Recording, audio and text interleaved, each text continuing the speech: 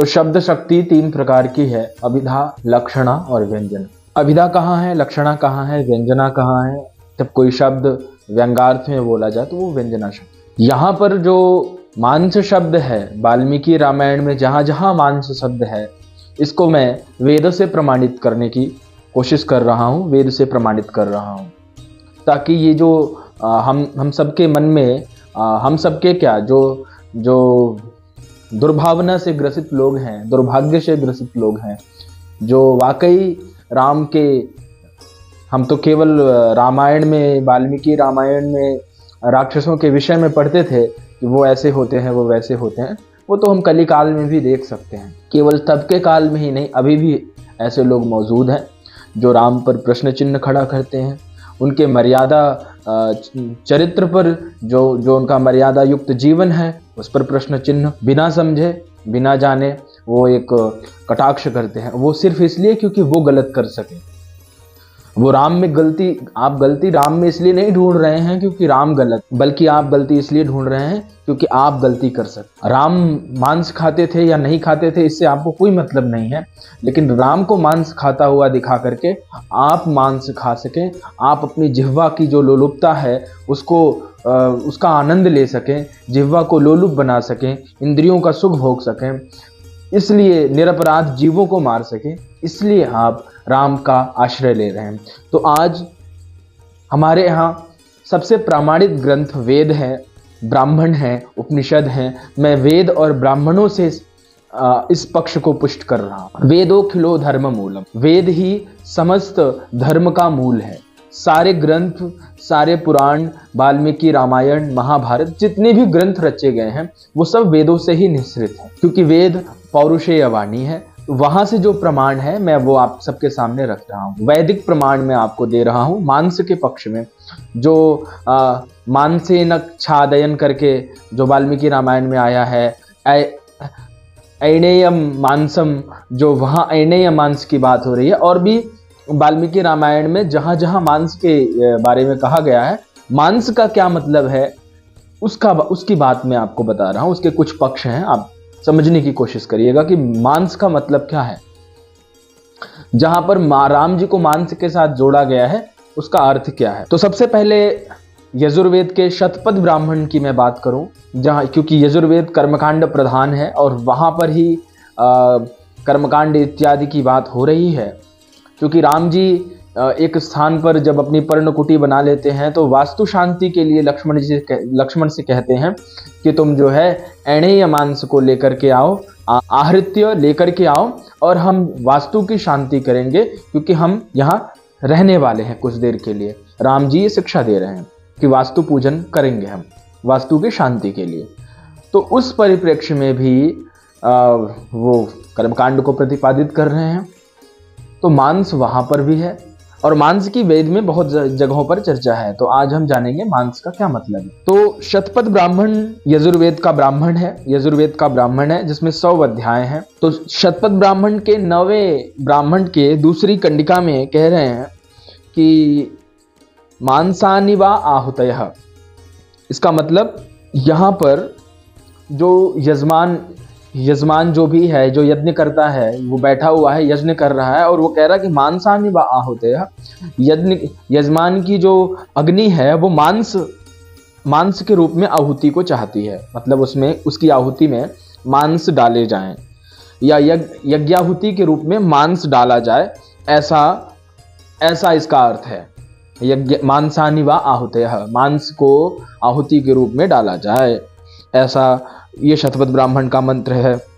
तो अब आगे दूसरा मंत्र, उसके ठीक 2 ब्राह्मण के बाद एकादश ब्राह्मण में, क्योंकि लोग ये जो मांस शब्द है ये वैदिक शब्द है, ध्यान रखिएगा। ये संस्कृत में भी एक प्राकृतिक संस्कृत है जो हम सबके बीच में बोली जाती है, और जो सामान्य संस्कृत पाणिनीय व्याकरण के आधार पर समझी जाती है, और एक संस्कृत है जो वैदिक काल में बोली जाती है, जो केवल वेद में प्रयुक्त संस्कृत है।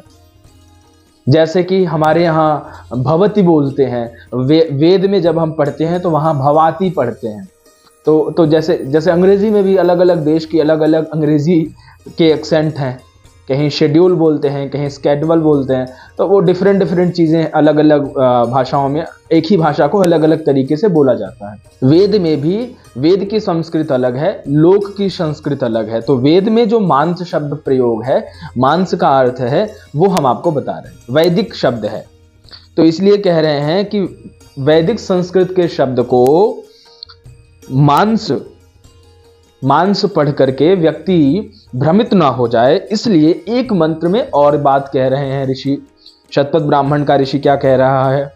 एतद् हवै परममन्नाद्यं यन्मांसं स परमस्यैवान्नाद्यस्याता भवति। ऐसा बोल रहे हैं।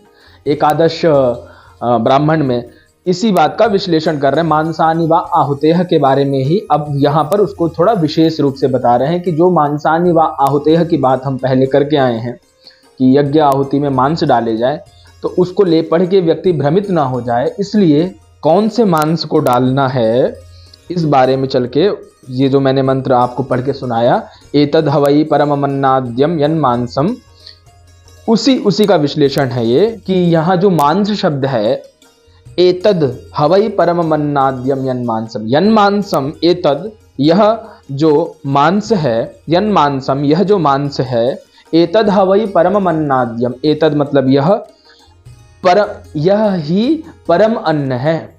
यहाँ जो मांस शब्द है इसको यहाँ परम अन्न कहा गया है। मांस शब्द यानी परम अन्न को मांस कहते हैं। स परमस्यैवान्नाद्यस्याता भवति, तो कह रहे हैं कि ये परम अन्न ही यहाँ पर आहुति के रूप में प्रयुक्त होगा। अब कहते हैं परम अन्न क्या है, तो थोड़ा सा हमने यहाँ अमरकोश की सहायता ली है। अमरकोश में परम अन्न के बारे में हमने जानने की कोशिश करी, तो वहाँ पर परम अन्न के बारे में जो पंक्ति हमें दिख रही है उसको कह रहे हैं कि परमान्नम तो पायसम, पायसम तो परमान्नम। परम अन्न किसको कहते हैं? पायस को, खीर को कहते हैं। दुग्ध और चरु से जो मिश्रित पायस बनता है, जिसको कहीं कहीं जगहों पर तस्मै भी कहते हैं, तो उस पायस को ही यहाँ पर वेद में परमान्न कहते हैं, क्योंकि यहाँ शास्त्रीय प्रमाण आपको मिल गया। परमान्नम तो पायसम, परमान्नम ही, पायस को ही परमन्न कहते हैं, और जो परमन्न है उसी को मांस कहते हैं वेद में। यज्ञ का जो चरु है, जो यज्ञ की जो खीर है, आप ऐसा समझो कि यज्ञ कुंड पर, यज्ञ की अग्नि पर दूध और चरु से, चावल से मिश्रित जो खीर है उसको ही यहाँ परमान्न कहते हैं।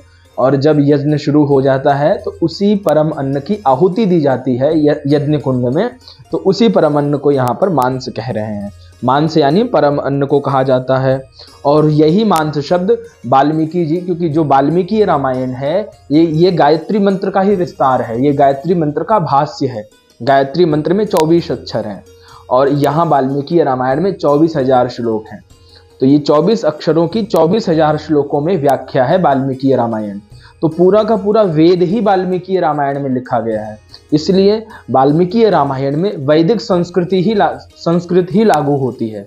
वाल्मीकि रामायण को अगर समझना है तो निम्न स्तर का दिमाग नहीं, बृहद स्तर का दिमाग चाहिए, बुद्धि योग चाहिए वाल्मीकि रामायण के लिए। बहुत बहुत विस्तृत विचार चाहिए वाल्मीकि रामायण के लिए, बहुत बहुत समझदारी चाहिए, बहुत अंडरस्टैंडिंग चाहिए, तब जाकर के आप कहीं ना कहीं से वाल्मीकि रामायण समझ पाएंगे। क्योंकि वाल्मीकि की बुद्धि क्या है? उल्टा नाम जपत जग जाना, वाल्मीकि भय ब्रह्म समाना। उल्टा नाम जप करते हुए, कभी इस बारे में बताएंगे कि उल्टा नाम क्या है। तो वाल्मीकि कौन है? जो ब्रह्म के समान है। ये ब्रह्म की वाणी है और वेद भी ब्रह्म की वाणी है, तो इसलिए हम वेद को यहाँ पर रख सकते हैं। और यहाँ जो मांस शब्द है वो भी परमान्न से जोड़ा जा रहा है, यानी संस्कृत में मांस परम अन्न को कहते हैं। तो परमान्नम तो पायसम, पायस को परम अन्न कहा जाता है। शतपथ ब्राह्मण में, वेद में, शास्त्र में, पुराणों में मांस शब्द को जहाँ भगवान के साथ जोड़ा गया है वहाँ पर मांस को परम अन्न ही समझना चाहिए, यानी पायस ही समझना चाहिए। इसलिए हमारे यहाँ व्रज में भी ठाकुर जी को, राम जी को दूध भात बहुत प्रिय था। ये जो भावना से विहीन लोग हैं वो क्या समझेंगे? हमारे रघुनाथ को, हमारे राघव जी को दूध भात का दूध भात बहुत प्रिय था। हमारे ठाकुर जी को, हमारे कृष्ण जी को दूध भात बहुत प्रिय है। जो भी भक्त भगवान को दूध भात समर्पित करता है, दूध और भात यानी चावल से मिश्रित जो दूध भात होता है उसका भोग लगाता है, ठाकुर जी की कृपा उस पर बरसती रहती है, भावना के साथ, प्रेम के साथ, भक्ति के साथ। तो ठाकुर जी को हमारे दूध और भात बहुत प्रिय है और उसी को आप यहाँ पर परम अन्न कह सकते हैं। तो मांस यानी परम अन्न। राम जी अब वन में गए तो वन में दुग्ध मिल सकता है क्योंकि वहां गैया होती थी, आजकल के जैसी स्थिति नहीं थी, और वहां बहुत सारी जातियां रहती थी, बहुत सारी जातियों के समुदाय रहते थे, जैसे शबरी इत्यादि लोग मिलते गए तो ऐसे बहुत सारे लोग थे। वहां कोई ना कोई कुछ न कुछ व्यवस्था हो जाती थी। कोई कंदमूल फल कहीं से मिल जाता था, कहीं से फल फूल मिल जाते थे, कहीं से दुग्ध मिल जाता था, ये सब व्यवस्थाएं वहां हो जाती थी। तो उसी को यहाँ पर परम अन्न कहा है। तो यहाँ पर जो मांस शब्द है वो लोक प्रसिद्ध, संसार में प्रसिद्ध मांस नहीं है, अपितु वैदिक में, वेद में प्रयुक्त जो मांस परम अन्न है उसको मांस कहते हैं। अब आगे चलते हैं। तो कहते हैं कि जो लोक में प्रयुक्त मांस है उसको वेद में क्या कहते हैं? तो कहते हैं वो वेद में उसे वृथा मांस कहते हैं। लेकिन यहाँ जो राम जी के लिए मांस शब्द प्रयोग है वो परम अन्न के लिए ही है। मांस है वो भक्ष्य है, वो परम अन्न है, इसलिए वो भक्ष्य है। और परम अन्नम तो पायसम, पायस को ही परम अन्न कहा है। अब इसके बाद आगे भी मांस शब्द कहाँ कहाँ प्रयोग है और उसके क्या क्या अर्थ हैं हम आपको वो भी बताते हैं। शतपथ ब्राह्मण में ही कि यहाँ जो मांस है, जो व्रीहि यानी गेहूं हो गया, जौ हो गया, इसको हम व्रीहि कहते हैं। संस्कृत में इसको व्रीहि कह के, और संस्कृत में तो समास ही है बहुव्रीहि। तो व्रीहि को यहाँ पर जो व्रीहि नाम का जो धान्य है जिससे आटा बनता है, तो कह रहे हैं कि वो पहले लोम होता है, लेकिन जब उस पे उसको पीस दिया जाता है और पीसने के बाद जब वो आटा बन जाता है और आटा बनने के बाद उसको पानी डाल के गूंथा जाता है और फिर उसको घृत में उसको तला जाता है और उसका पूड़ा बनाया जाता है। अपने यहाँ उत्तर प्रदेश में पूड़ा शब्द बहुत प्रचलित है और पूड़ा बनाया जाता है। तो यहाँ पर मांस पूड़े को भी कहते हैं शतपथ ब्राह्मण, जिसको आप पुआ कह सकते हो, है ना। तो पुआ को या पूड़े को आप मांस संबोधित कर सकते हैं, उसको भी मांस कहा जाता है। ऐसा शतपथ ब्राह्मण में है। मांस मतलब पुआ, तो ये भी मांस शब्द से संबोधित है। और कहाँ कहाँ मांस है मैं आपको वो भी बता देता हूँ। शतपथ ब्राह्मण में ही कह रहे हैं 7वें ब्राह्मण में कि यदि माँ आप एतानी मांसानी। अब देखिए क्या अद्भुत बात, ये जो कह रहे हैं ये जल है, यहाँ पर पानी को भी मांस कहा। कह रहे हैं यदि माँ आप एतानी मांसानी। यहाँ जो आप है यानी आपको संस्कृत में जल कहते हैं, तो जो जल है वो भी मांस है, उसको भी मांस कह के संबोधित किया है वेद में। देखिए कहाँ कहाँ से हमें उदाहरण खोज के लाना पड़ा है ऐसे मूर्खानंदों के चक्कर में। तो मांस का मतलब जल भी होता है वेद में। फिर शतपथ ब्राह्मण में ही आगे कह रहे हैं कि मांसेभ्य एवास्य पलाशः संभवत तस्मात् स बहुरसो लोहित रसो लोहितमिव ही मांसम। कह रहे हैं कि जो पलाश का जो वृक्ष होता है, तो पलाश के वृक्ष में एक गोंद होता है जो बेहद लाल रंग का होता है। आप सबने जितने पलाश के वृक्ष देखे होंगे उसमें जो गोंद होती है बहुत बेहद लाल रंग की होती है, उसको ढाक कहते हैं। और उसको भी यहाँ पर वेद में मांस कहा गया। यानी जो गोंद होती है, वृक्ष की जो गोंद होती है, गोंद के लड्डू आप सबने खाए हैं। आप ऐसा समझ लें कि जो वृक्ष के गोंद हैं, वृक्ष का जो गूदा है या गोंद है, जो गोंद के लड्डू है, वो भी मांस है, उसको भी मांस कह के यहाँ पर संबोधित किया है। और जंगलों में पलाश बहुत पाए जाते थे, तो वहां पर उस गोंद को भी मांस कहा गया है। आगे भी मांस के बारे में और बता रहे हैं कि और क्या क्या है मांस। त्वक्तोमानि मांसम। अब तोक्म को उन्होंने मांस कहा। त्वक्मानि मांस, तोक्म मतलब क्या होता है? तोक्म को इन्होंने यहाँ पर मांस कहा। तोक्म यानी जौ को कहते हैं। कात्यायन श्रोत सूत्र में कर्काचार्य उसके ऋषि हैं, उनके ऋषि का नाम है कर्काचार्य, और कर्काचार्य जी ने तोक्म शब्देन यवा विरूढ़ा उच्यन्ते ऐसा उन्होंने लिखा है। तो तोक्म का अर्थ है जौ को यहाँ पर उन्होंने तोक्म कहा है कात्यायन श्रोत सूत्र में। और उसी तोक्म को, क्योंकि शतपथ ब्राह्मण और शतपथ ब्राह्मण के बाद कात्यायन श्रोत सूत्र, स्मार्त सूत्र, ये वेद के ही अंग हैं, बिना इनके वेदों को नहीं समझा जा सकता। तो शतपथ ब्राह्मण में वो कथाएं हैं, उन कथाओं के माध्यम से आप वेदों को समझ सकते हैं। और यहीं से सारी रचनाएं हुई हैं, उपनिषद की, पुराणों की, महाभारत की, वाल्मीकि रामायण की, और जितने भी वैदिक वाङ्मय के शास्त्र रचे गए हैं वो सब यहीं से रचे गए हैं। तो यहाँ तोक्म को कहते हैं, तोक्म संस्कृत में जौ को कहते हैं वैदिक संस्कृत में, और जौ को भी यहाँ पर उन्होंने मांस कह के संबोधित किया है वेद में। देखिए कितना मांस की कितनी गहरी व्याख्या है। और ऐसे तुच्छ नेता बिना जाने, बिना पढ़े, बिना किसी बोध के शून्य है संस्कृत में, लेकिन फिर भी वो बोलेंगे। क्यों मालूम है? क्योंकि भगवान ने जीभ जो दी है। बड़े बड़े प्रेम से मैं ये बात बहुत प्रेम से प्रस्तुत कर रहा हूं ये बात, और ये बात मैं चाहता हूं कि ये वीडियो इतना शेयर हो कि ये पूरे विश्व में फैल जाए, ताकि हर व्यक्ति जाने कि वेद में मांस शब्द जो प्रयोग है, जो राम जी के साथ जोड़ा जा रहा है, वो अनर्थ है, ऐसा नहीं होना चाहिए। इसके बाद आगे कह रहे हैं तांड्य ब्राह्मण में गुग्गल को भी मांस कहा गया है। तांड्य ब्राह्मण में एक मंत्र ऐसा वहां पर भी आता है, वो मैंने यहाँ पर कोट किया है। मंत्र बहुत लंबा था इसलिए मैंने उसको लिखा नहीं। तांड्य ब्राह्मण में 24वें ब्राह्मण के 12वें कंडिका में ये लिखा है। और कहीं कहीं आयुर्वेद की बहुत सारे ग्रंथों में, आयुर्वेद के भी बहुत सारे ग्रंथों में क्या कहा है? जटामांसी और मानसरोहिणी औषधियों को भी मांस कहा है। जटामांसी और मानसरोहिणी औषधियों को भी कहीं कहीं आयुर्वेद के और वैद्यक ग्रंथों में भी मांस कह के उन्हें संबोधित किया है। यही बता चुका हूं, अभी कुछ देर पहले मैंने मेध्यम बोला। मेध्यम को भी आयुर्वेद में सुश्रुत इत्यादि ने मेध्यम शब्द को आयुर्वेद में भी बोला जाता है। मेध्यम का मतलब आयुर्वेद में भी यही है कि मेध्यम को शंख पुष्पी इत्यादि को भी मेध्यम कहा है आयुर्वेद में। तो जो शंख पुष्पी इत्यादि हैं वो भी मेध्य है। तो मेध्यम को आयुर्वेद में भी प्रयुक्त किया गया है, वहां पर भी उसको ऐसी औषधि के रूप में प्रयुक्त किया गया जो आपके मस्तिष्क के लिए अच्छी हो, आपके दिमाग के लिए सेहतमंद हो। और यहाँ पर जो मांस है उसके लिए ये हमने आपको विभिन्न अर्थ बताए। जटामांसी को भी मांस कह के संबोधित किया है आयुर्वेद में। तो इस प्रकार से वैदिक शब्दों के आधार पर मांस शब्द जहां जहां प्रयोग हो रहा है, लोक में जो मांस शब्द प्रयोग है वो मांस शब्द नहीं है, अपितु वो जो मांस शब्द है वो वैदिक है। और फिर से मैं अपनी बात को दोहराऊंगा कि यहाँ पर परमान्नं तु पायसम, जो परम अन्न है उसी को मांस कह के यहाँ संबोधित किया है।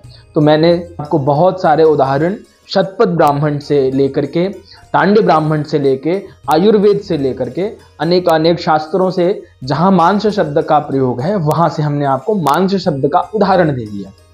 तो राम जी के साथ जो मांस शब्द प्रयोग हो रहा है वो वैदिक काल का ही मांस शब्द प्रयोग हो रहा है, न कि यहाँ पर मांस शब्द को प्रयुक्त कर रहे हैं। कहीं कहीं इन लोगों ने भुनी मांस की बात करी, नहीं, मांस शब्द जैसे बहुत सारे स्थान पर ऐसा आया है। कहीं कहीं स्थानों पर, कहीं कहीं शास्त्रों में ये भी वर्णन है कि जो फलों के गूदे होते हैं उसको भी मांस कहते हैं और उसको भून करके खाया जा रहा है। जैसे कंदमूल इत्यादि है और शकरकंदी इत्यादि है, तो उसको भून करके फिर खाते हैं। तो फूल जो फल है उनके जो गूदे हैं उनको भी कहीं कहीं मांस कह के संबोधित किया है। कहीं कहीं वृक्षों को, कंदमूल फल देखिए तो बड़ी सी तना होती है और उसके गूदे निकाल करके खाए जाते हैं, तो कहीं कहीं उसके गूदे को भी मांस कह के संबोधित किया है। तो मांस शब्द का अर्थ यहाँ पर मांस भक्षण नहीं है, अपितु बहुत वैदिक और बहुत सम्माननीय शब्द है जिसको परम अन्न कहते हैं। यहाँ पर वेद की दृष्टि से आप देखें, वाल्मीकि रामायण जब भी पढ़ें वैदिक दृष्टि रखें, लौकिक दृष्टि रख के अगर आप कभी भी वाल्मीकि रामायण पढ़ेंगे तो याद रखिए आप हमेशा कंफ्यूज हो जाएंगे। वाल्मीकि रामायण बहुत बहुत दुष्कर ग्रंथ है, हर किसी के समझ में नहीं आता, इसीलिए बहुत सारे लोग उत्तरकांड को प्रक्षिप्त बता देते हैं। क्यों? क्योंकि वो समाधान नहीं कर पाएंगे। अभी ये बात भी उनके सामने ले जाएं तो ज्यादातर लोग नहीं समाधान कर पाएंगे और वो शायद ये कह देंगे कि ये भी प्रक्षिप्त है। कितना प्रक्षिप्त करेंगे वो लोग, और ऐसे ही लोगों की वजह से ये दुर्घटनाएं होती रहती हैं। हर चीज का समाधान है। जब आप शास्त्र का अवलोकन करेंगे तो हर वस्तु का, हर ग्रंथ का, हर सूत्र का अपना एक समाधान है। तो कोई भी ग्रंथ, यहाँ पर वाल्मीकि रामायण का उत्तरकांड भी प्रक्षिप्त नहीं है। कभी हम शंभुक वध, सीता निर्वासन के पक्ष को लेकर भी बात करेंगे आपसे, तो ऐसी कोई घटना नहीं है। हाँ, मांस के विरोध में भी बातें लिखी गई हैं हमारे यहाँ, हमारे यहाँ मांस न खाए, इसके बारे में महाभारत में युधिष्ठिर और भीष्म के संवाद में पितामह भीष्म युधिष्ठिर से कहते हैं कि युधिष्ठिर, जो व्यक्ति मांस खाता है, मांस का अर्थ वहां महाभारत में जो बताया, माम मतलब मुझको, स माने वह, जो जब आप किसी जीव का मांस भक्षण कर रहे होते हैं तो जीव कहता है कि ये मुझे खा रहा है, तो वो उसी समय मरते हुए वो संकल्प लेता है, क्योंकि वो जीव की चेतना देख रही होती है, तो कहता है कि अब मैं भी इसे खाऊंगा और इसको मेरे लिए जन्म लेना होगा। ऐसा महाभारत की कथा कहती है।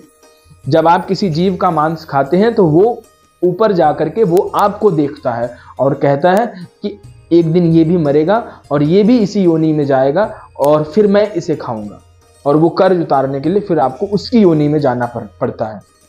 और जितनी बार आपने मांस खाया है उतनी बार उस योनि में जाना पड़ता है। तो अगर आप खा रहे हैं तो बंद कर दीजिए, अगर खा लिया है तो कोई बात नहीं, वो ठाकुर जी को प्रणाम करके समर्पित करके आगे ऐसी गलती ना हो। तो मांस खाने की बात हमारे शास्त्रों में नहीं है। जो अभक्ष्य मांस है उसको खाने की बात बिल्कुल नहीं है, बिल्कुल सावधान हो जाइए। ऐसी कहीं बात नहीं लिखी है। जहां पर वैदिक मांस शब्द है उसको वेद की दृष्टि से देखिए तो वहां पर उसका अर्थ पता चल जाएगा, क्योंकि हमारे यहाँ वेद से बड़ा प्रमाण कुछ भी नहीं है। और बाकी तो ये सनातन धर्म पर उंगली उठाने वाले आते रहेंगे। ये दो एक बात बता दूं मैं आपको, आज मैं सुन रहा था, कोई बोल रहा था और बहुत अच्छी बात लगी मुझे। सनातन धर्म पर धर्म, इस देश में धर्म, हिंदुओं को धर्मनिरपेक्ष के नाम पर, सनातन को धर्मनिरपेक्ष के नाम पर जितना बुद्धू बनाया गया उतना किसी चीज को नहीं बनाया। धर्मनिरपेक्ष के नाम पर सनातन की जितनी उपेक्षा होती है उतनी किसी वस्तु की नहीं होती। सबसे ज्यादा उपेक्षा व्यक्ति सनातन की करता है धर्मनिरपेक्षता के नाम पर, क्योंकि वो कुछ भी बोल सकता है, उसको कुछ भी बोलने की छूट होती है। वो बिना जाने बिना पढ़े, ना व्यक्ति कभी गुरुकुल जाता है ना उसने कभी वेदों को देखा है, लेकिन वो राम पर उंगली उठाएगा, वो कृष्ण पर उंगली उठाएगा। तो आप सब सावधान हो जाइए और ऐसी ही अद्भुत चर्चा लेकर के हम आते रहेंगे और आप सब सुनते रहिए। आप सबका जीवन कल्याणमय हो। प्रभु श्री राम आने वाले हैं तो हम सब उसकी तैयारियों में लग जाएं और फिर से कोई राम की अद्भुत चर्चा लेकर के आएंगे। अब बस मांस का प्रकरण यही समाप्त होता है। अब आगे कोई दिव्य दूसरी चर्चा लेकर के हम आपके सामने उपस्थित होंगे। उम्मीद करते हैं आपको ये अच्छा लगेगा और आपके लिए काफ़ी ज्ञानवर्धक होगा। तब तक के लिए जय श्री राम, राधे राधे।